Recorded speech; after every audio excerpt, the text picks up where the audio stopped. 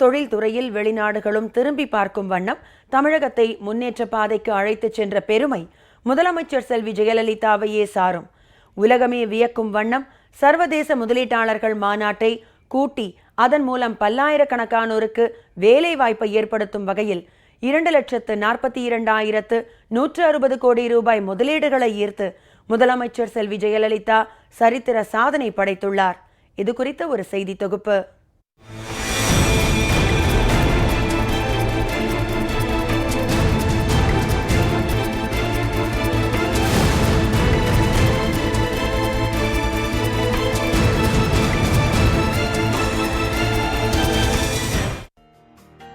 தமிழகத்தை தொழில் சார்ந்த மாநிலமாக முன்னேற்ற தமிழகத்தின் முதலமைச்சராக முதன்முறையாக பொறுப்பேற்றது முதல் அதற்கான திட்டங்களை தொலைநோக்கு சிந்தனையுடன் உருவாக்கி செயல்படுத்தினார் முதலமைச்சர் செல்வி ஜெயலலிதா.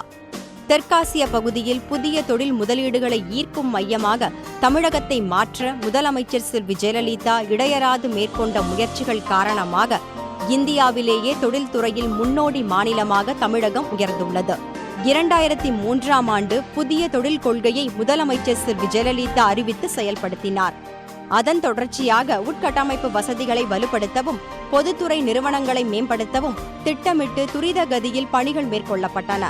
தொழில் வளர்ச்சி தமிழகம் முழுவதும் சீராக அமைய 12 மாவட்டங்களில் 17 தொழில் வளாகங்கள், தொழில் பூங்காக்கள், தொழில் வளர்ச்சி மையங்கள் ஏற்படுத்தப்பட்டன. திண்டுக்கல்லில் உணவு பூங்கா, சிறுசேரியில் தகவல் தொழில்நுட்ப பூங்கா போன்றவையும் உருவாக்கப்பட்டன. 2011ஆம் ஆண்டு மீண்டும் பொறுப்பேற்ற முதலமைச்சர் செல்வி ஜெயலலிதா தொழில்துறைக்கு அதிக முக்கியத்துவம் அளித்தார்.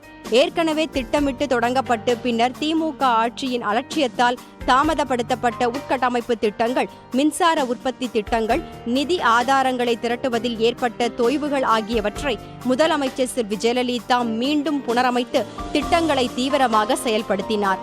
இதனால் தொழில் வளர்ச்சி வேகமாக வளர்ந்தது.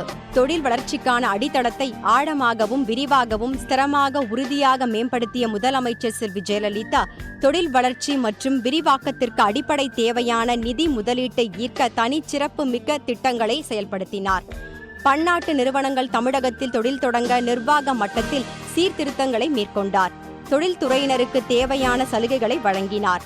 தெற்காசிய பகுதிகளிலேயே உலக அளவிலான முதலீட்டாளர்களை அதிக அளவில் ஈர்க்கும் மையமாக தமிழகத்தை மாற்றும் நோக்கத்துடனும் வளர்ந்த நாடுகளின் தனிநபர் வருமானத்திற்கு ஈடாக தமிழக மக்களின் தனிநபர் வருமானத்தை உயர்த்தும் நோக்கத்துடனும் உலக அளவில் பெயர் பெற்ற நிறுவனங்களின் உற்பத்தி மையமாக தமிழகத்தை உருவாக்கும் நோக்கத்துடனும் இந்திய துணைக்கண்டம் கண்டிராத வகையில் தமிழகத்தில் தொழில் புரட்சியை ஏற்படுத்தும் விதமாக முதலமைச்சர் செல்வி ஜெயலலிதா தமிழ்நாடு தொலைநோக்கு திட்டம் 2023 அறிவித்து செயல்படுத்தினார்.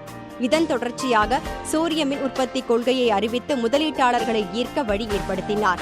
இந்த முன்னோடி திட்டங்கள் செயல்படுத்தப்பட்டு தீவிரமாக உட்கட்டமைப்பு வசதிகள் மேம்படுத்தப்பட்டன. உலக தரத்திலான உட்கட்டமைப்பு வசதிகள், தேவையான மின் உற்பத்தி, திறமையான மனித ஆற்றல் கொண்ட மையமாக தமிழகம் உருவெடுத்தது. இந்த பலமான ஆழமான அடித்தளத்துடன் உலகளாவிய முதலீட்டாளர்கள் மாநாட்டை கடந்த ஆண்டு சென்னையில் பிரம்மாண்டமாக நடத்தினார். Australia, Britain, France, Italy, Canada, Japan, Russia, Malaysia, Korea, Singapore உள்ளிட்ட 15 நாடுகளில் இருந்து 1000க்கும் மேற்பட்ட தொழில் பிரதிநிதிகளும் இந்தியாவின் பல்வேறு பகுதிகளில் உள்ள தொழில் நிறுவனங்களைச் சேர்ந்த 4000 பிரதிநிதிகளும் இந்த மாநாட்டில் பங்கேற்றனர். மாநாட்டில் விழா பேருரையாற்றிய முதலமைச்சர் செல்வி ஜெயலலிதா தமிழகத்தில் 1992ஆம் ஆண்டில் முதல் முறையாக தாம் வகுத்த தொழில் கொள்கைகளின் பயனாகவே இந்திய அளவில் பொருளாதார வளர்ச்சி பெற்றுள்ள மாநிலங்களில் முன்னோடி மாநிலமாக தமிழகம் திகழ்வதாக குறிப்பிட்டார். Tamil Nadu has the largest number of factories and largest employment in industry of close to 2 million persons amongst all the states in India. Tamil Nadu ranks first in terms of number of new micro, small and medium enterprise projects registered during 2013-14 with 1,16,393 new units, accounting for 32.04% of the total new MSME units promoted all over India. During 2014-15, the number of MSME units registered went up even further to 1,43,104.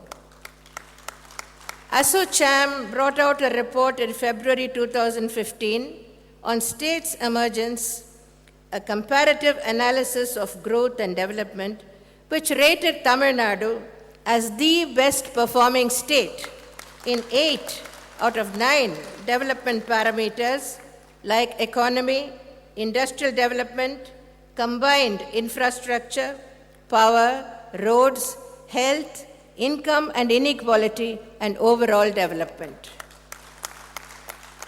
Tamil Nadu has worked hard on improving the investment climate in the state.